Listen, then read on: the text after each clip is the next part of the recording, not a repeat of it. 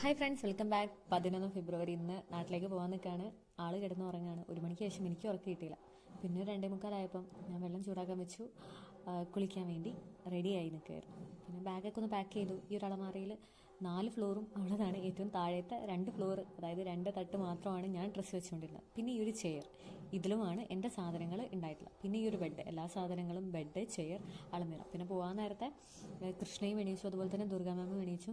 4:45 ഞങ്ങൾ വിട്ടു. കാരണം 4:15 ഞങ്ങൾ സ്കൂള് നിന്ന് പുറപ്പെട്ടു. കാരണം ഇന്നലെ ഓൾറെഡി ഓട്ടോക്കാരനെ സെറ്റ് ചെയ്ത് വെച്ച്, പക്ഷേ ഓട്ടോ വന്നില്ല.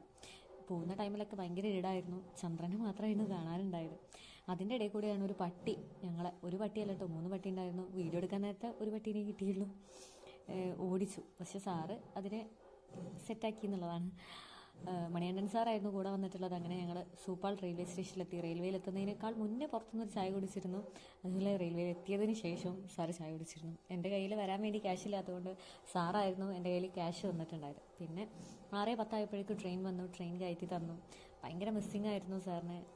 സാറിന് വല്ലാതെ എന്താ പറയുക, ഭയങ്കര സങ്കടം തോന്നി സാറിന്. ആ ഒരു വേർപാടിലൂടെ ആ ഒരു സിറ്റുവേഷൻ എനിക്ക് ഭയങ്കരമായിട്ട് സങ്കടം തോന്നി എന്നുള്ളതാണ്. അങ്ങനെ ഒരു 11:30 ഞാൻ പട്ന റെയിൽവേയിലെത്തി. അങ്ങനെ പുറത്തു നിന്ന് ഞാനൊരു ചായ കുടിച്ചു. പിന്നെ പട്നയിൽ നിന്ന് കുറച്ച് അങ്ങോട്ട് നടന്ന് കുറച്ച് വീഡിയോസൊക്കെ എടുത്ത് അതിനുശേഷം ഞാൻ ഒരു ഓട്ടോ കയറി എയർപോർട്ടിലേക്ക്. ഫ്ലൈറ്റിലാണ് പോകുന്നത്. ആദ്യത്തെ ഫ്ലൈറ്റാണ്. എങ്ങനെയാകും എന്താകും എന്നൊന്നും അറിഞ്ഞുകൂടാ. അങ്ങനെ അവസാനം ഒരു 12:15 ഉള്ളിൽ തന്നെ ഞാൻ ജയപ്രകാശ് എന്ന് പറയുന്ന എയർപോർട്ടിലെത്തിയിട്ടുണ്ട്. അപ്പോൾ ഇനി അടുത്ത വീഡിയോ, ഫ്ലൈറ്റിൻ്റെ വീഡിയോ അടുത്ത വീഡിയോ